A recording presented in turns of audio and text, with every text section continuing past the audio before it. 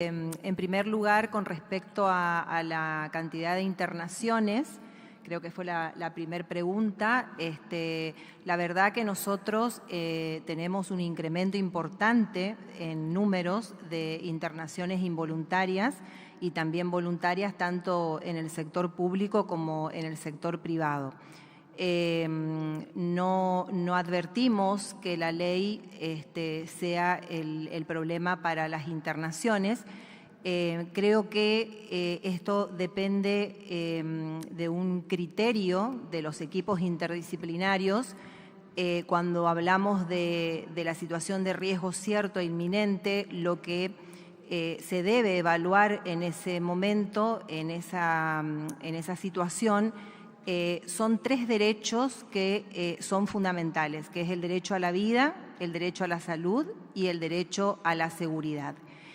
Y además también por qué toda esta garantía que plantea la Ley de Salud Mental respecto a por qué las internaciones, porque hoy escuchaba que hablaban de otro tipo de internaciones en otras especialidades. No nos olvidemos que las internaciones en salud mental implican privaciones de libertad.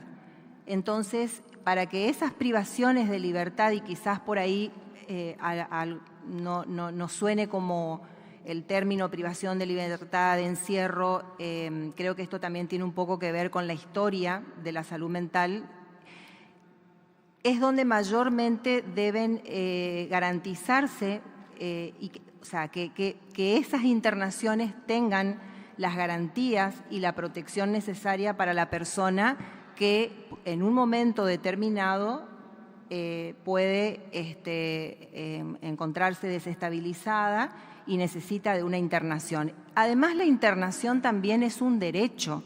Y yo no sé si se ha mencionado esto porque pareciera como que uno está en contra de las internaciones y en realidad es todo lo contrario.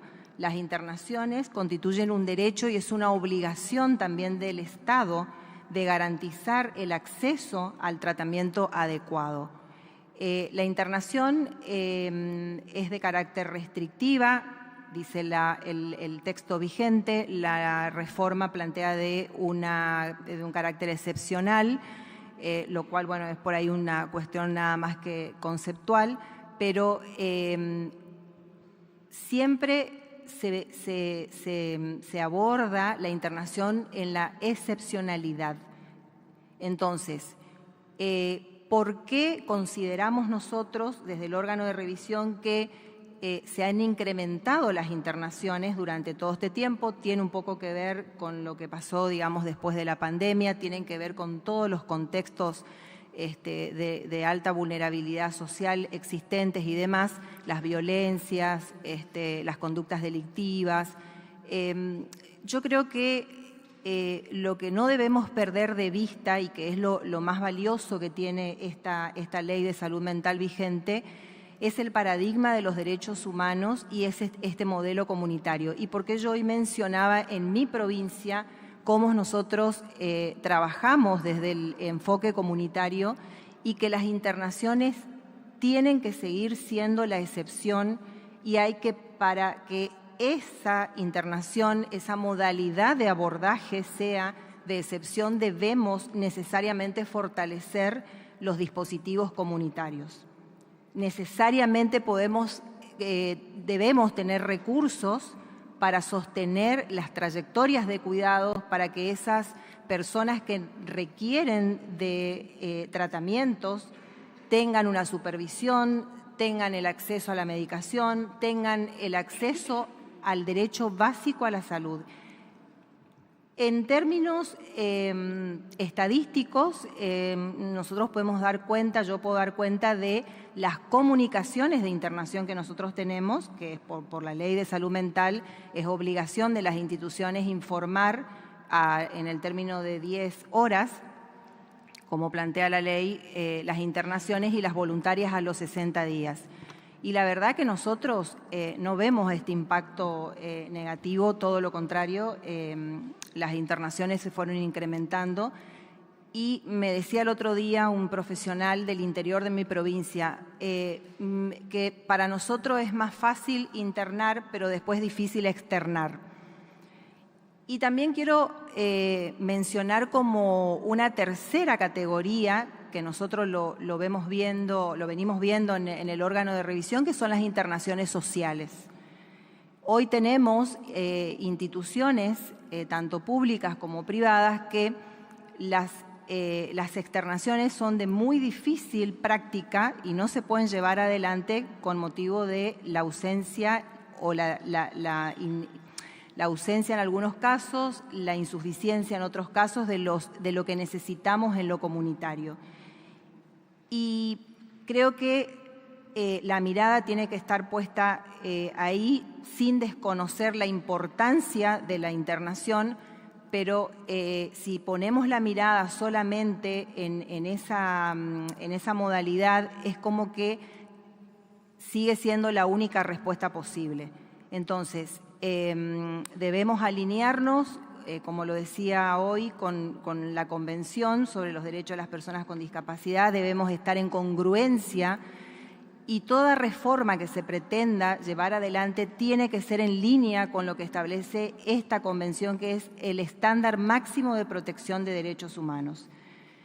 Con respecto a que me preguntaban de la autonomía, ese equilibrio que debe haber entre la autonomía y la protección, tiene que ver con, que me parece que está muy claramente definido en la ley e incluso en el Código Civil y Comercial, que tiene que ver con la capacidad de tomar decisiones, el consentimiento informado, que es un tema también a trabajarlo muchísimo en las instituciones, de qué se entiende por el consentimiento informado, si la persona realmente está en condiciones de poder prestar su consentimiento o no.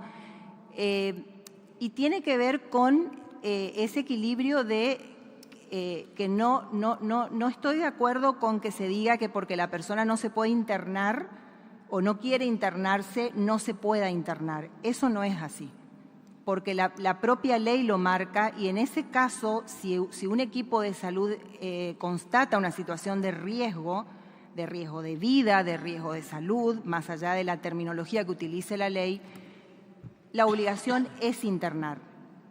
Entonces, luego se trabaja el consentimiento. Si la persona con el devenir puede prestar su consentimiento, lógicamente que se trabaja, pero no determina la internación. Y la protección tiene que ver con estos tres derechos que mencionaba en principio: el derecho a la vida, el derecho a la salud y el derecho a la seguridad. No sé si había otra pregunta.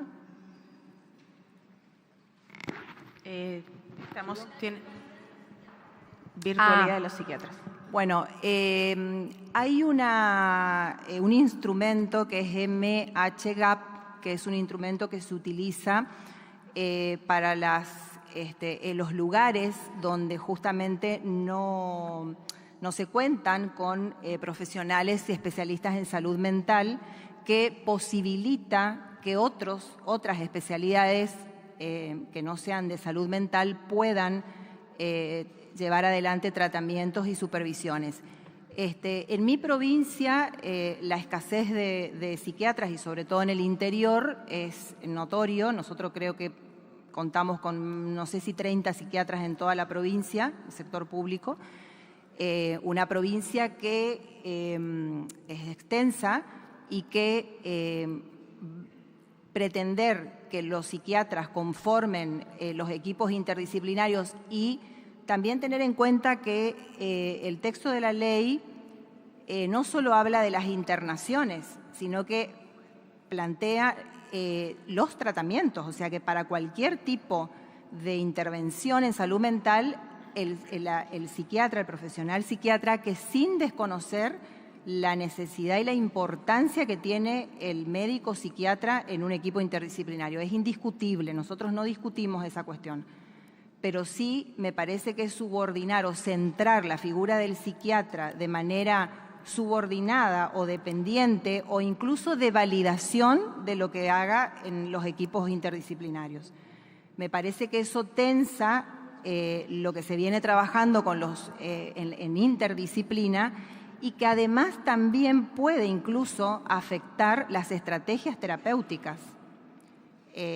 ¿Por qué digo esto? Porque, sí. Perdón. Por el tiempo. Perdón. Bueno, puede darse respuesta con otros tipos de médicos generalistas, por ejemplo, u otros tipos de profesionales que puedan garantizar a las comunidades el acceso a la salud. Gracias. Muchísimas gracias. Tiene la palabra el